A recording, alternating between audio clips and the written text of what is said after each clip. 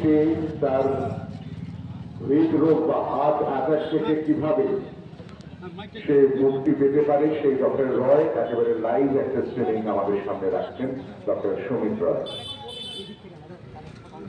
এখন এখানে যেটা ডেমনস্ট্রেট করা হবে সেটা হচ্ছে কার্ডিও পালমোনারি রিসাসিটেশন অর্থাৎ সিপিআর।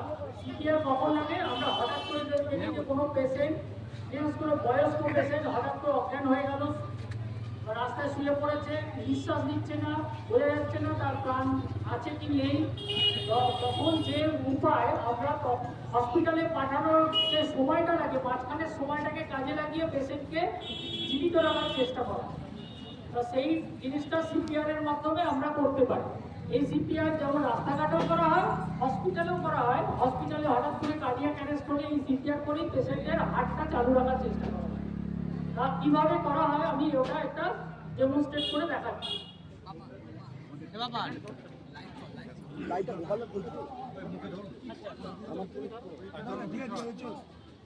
প্রথমে পেশেন্ট যখন এরকম রাস্তায় পড়ে থাকবে তাকে প্রথমে সমান রাস্তার উপর পুরো শুয়ে দিতে হবে, কোনো বসে থাকবে না, একদম শুয়ে দিতে হবে।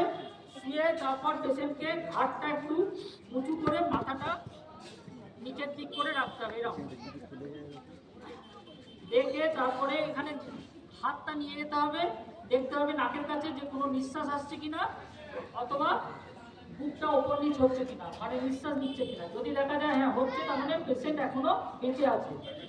তারপর পেশেন্টকে প্রথমে কাঁচটা ঝাঁকুনি দিয়ে জিজ্ঞেস করতে হবে আপনি ছাড়া দিচ্ছে কিনা দেখতে হবে। যদি দেখা যায় না পেশেন্ট পুরোপুরি অজ্ঞান, কোনো জ্ঞান নেই, অর্থাৎ আনকনসিয়াস স্টেজে আছে অথচ বেঁচে আছে, তখন যেটা কাজটা করতে হবে যে মুখটা প্রথমে এবিসি বলা হয়, এয়ারওয়ে, ব্রিদিং অ্যান্ড ওই সোয়ালওয়ে। আচ্ছা, যেটা করতে হবে সেটা হচ্ছে প্রথমে এই চিনটা ধরে নিচের দিকে নামাতে হবে আর মাথাটা এরকম করতে হবে যাতে মুখটা ফাঁক হয় এবং সেখান থেকে পেশেন্ট ভালো করে শ্বাস নিতে পারে। এই সময় যদি দেখা যায় পেশেন্টের কোনো ভমিটিং হচ্ছে বা কিছু হচ্ছে, তাহলে মুখটা একটু ঘুরিয়ে দিতে হয় যাতে বমিটা লাংসে না ঢুকে যায়। যদি না হয় তাহলে এরকম করে দিয়ে তারপর মুখটা ওর কাছে আমার মুখটা এই মুখে লাগাতে হবে যাতে ওর ভেতরের কোনো জিনিসটা আমার মুখে না ঢুকে যায়। তার জন্য এখানে একটা রুমাল দিয়ে দিলে ভালো হয়, দিয়ে তারপর মুখটা এইভাবে লাগাতে হবে। আমি প্রথমে শ্বাস টেনে মুখটা লাগিয়ে জোরে শ্বাস দেবো, আবার তুলে মুখটা নিয়ে জোরে শ্বাস দেবো, এরকমভাবে 3 বার করবো। 3 বার করলে দেখবো যে জোরে শ্বাসটা কার্যকরী হচ্ছে কিনা, মুখটা একটুখানি উঠবে। এই অবস্থায় 3 বার করার পর হাতটা লক করবো, দুটো হাতকে এরকমভাবে লক করে ঠিক এই জায়গাটা, মানে জায়গাটা বলে দিচ্ছি স্টারনাম বলে, এই জায়গাটাকে স্টারনামের তলার অংশের একটু লেফট সাইডে হাতটাকে রেখে ঠিক এইরকম, মানে কাঁধটা এইরকম ব্যাক আপ দিলে হবে না, পুরো কাঁধটা 90 ডিগ্রি অ্যাঙ্গেল পারপেন্ডিকুলারলি থাকবে, দিয়ে হাতটা বেঁকবে না, পুরো কাঁধের প্রেশারটা এখানে ফেলতে হবে। এই 2 3 4 5 6 7 8 9 10 11 12 13 14 15 16 17 18 19 20, মানে এইভাবে আমি হাতটাকে পাম্প করবো এবং তারপর এখানে আবার 3 বার শ্বাস দেবো, মানে শ্বাস এবং হার্টের পাম্পিংটাকে চালু রাখার চেষ্টা করবো। তার মধ্যে যদি অক্সিজেনের কোনো ব্যবস্থা করা যায় অক্সিজেনটা নাকে লাগিয়ে দেওয়ার চেষ্টা করবো। এইভাবে সিপিআরটা চলতে থাকে। এবার সিপিআর একটা মানুষের পক্ষে টানা চালানো সম্ভব হয় না অনেক সময়, সেই জন্য আরেকজন পাশে রেডি থাকবে। যদি যে সিপিআর দিচ্ছে হঠাৎ করে খুব হয়ে যায়, উইক হয়ে যায়, তখন সে এসে সাহায্য করবে। এইভাবে সিপিআরটাকে চালু করবে। মুখে শুধু এক্সেল করবো তো? হ্যাঁ, ইমেল না, শুধু এক্সেল। শুধু এক্সেল ঢুকে দেবো, ও নিজে থেকে। ঠিক আছে, এইভাবে সিপিআরটাকে চালু রাখতে হবে। স্যার, এটা কতক্ষণ ধরে করা হবে? না, এটা যতক্ষণ না হেল্প আসছে, মানে আমাকে যতক্ষণ আমি হসপিটালাইজ করতে পারছি, মাঝখানে পুরো পিরিয়ডটাই করতে গাড়িতেও করে যেতে গোল্ডেন পিরিয়ডটা আমাকে গোল্ডেন পিরিয়ডের মধ্যে হসপিটালে নিয়ে যেতে হবে। তারপর ওখানে গেলে তো ইন্টিউবেশন সার্কুলেশন এন্ড ভেন্টিলেশন। যদি দেখা যায় কোনো পালস পাওয়া যাচ্ছে না বা কিছু এক্সপ্রেশন না সেটা তো এখানে বোঝা যাবে না, পালস অনেক সময় নাও পাওয়া যেতে পারে, কারণ পেশেন্টের প্রেশার কম করে গেলে পালস পাওয়া যায় না, প্রেশার পাওয়া যায় না। বাট ইউ হ্যাভ টু কিন্তু কন্টিনিউ পেশেন্টের অনেক সময় হার্ট বন্ধ হয়ে গেলেও এই সিপিআর করলে অনেক সময় হার্ট ফিরে আসে। এটা করতে করতে নিয়ে যেতে হ্যাঁ, আবার ওই করতে করতে অনেক সময় দেখা যায় পেশেন্টের হার্ট বন্ধ হওয়া গেলেও আবার ফিরে আসে। রুমাল দিয়ে তো এক্সেলটা আমি প্রেসারে দিতে পারবো না।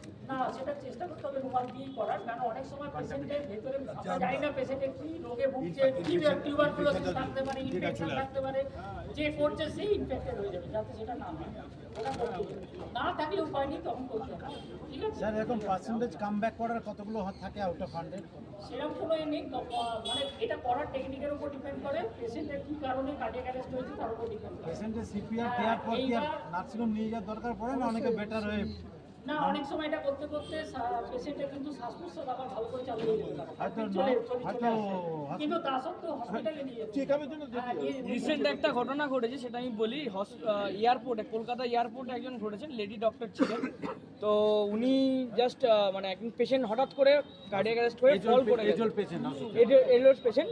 তো ফিমেল ডক্টরটি উনি প্রায় 10-12 মিনিট ধরে কন্টিনিউয়াস সিপিআর দেওয়ার পরে উনি বেটার ফিল করেছেন, তারপরে উনি ঠিক হয়ে গেছেন। এয়ারপোর্টে হেল্প যখন এসে গেল তখন ওটাকে করা হয়।